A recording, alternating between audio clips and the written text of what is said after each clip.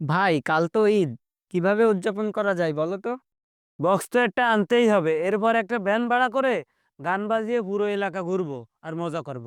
দারুণ হবে। ছোট ছেলে ফেলেদেরও নিয়ে নেব, সবাই মিলে মজা করব। ঈদের দিন সকালে তালহা ও ইদ্রিস নামাজ শেষে ছোট ছেলেপেলেদের নিয়ে ভ্যানে করে গান বাজিয়ে যেতে থাকে। এমন সময় ইয়াসিনের সাথে রাস্তায় দেখা হয়। আরে ইদ্রিস, তালহা, ঈদ তো আনন্দের দিন, কিন্তু এভাবে উদযাপন করা কি ইসলামের শিক্ষা? ঈদের দিন কি আনন্দ করা দোষের? আমরা তো খুশিই হচ্ছি। হ্যাঁ, সবাই তো এমনই করে। আনন্দ করা অবশ্যই দোষের নয়, বরং ঈদ হলো আনন্দ ও খুশির দিন।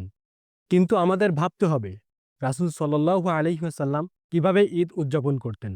ভাই, রাসূল সাল্লাল্লাহু আলাইহি ওয়াসাল্লাম কিভাবে ঈদ উদযাপন করতেন?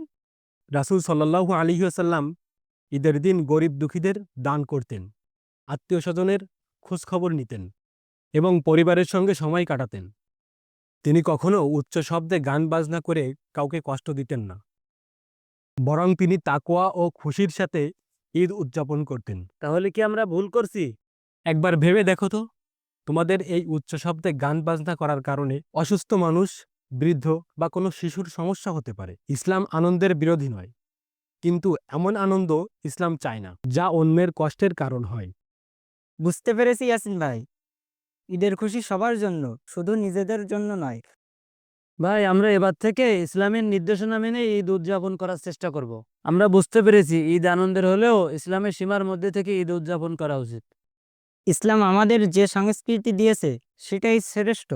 রাসূল সাল্লাল্লাহু আলাইহি ওয়াসাল্লাম যেভাবে উদযাপন করেছেন, আমরাও সেভাবে ঈদ উদযাপন করব। তাই আসুন ইসলামী সংস্কৃতিকে লালন করি এবং কেবল নিজেদের আনন্দ নয়, বরং সমাজের সবার জন্য ঈদকে খুশির দিন বানাই।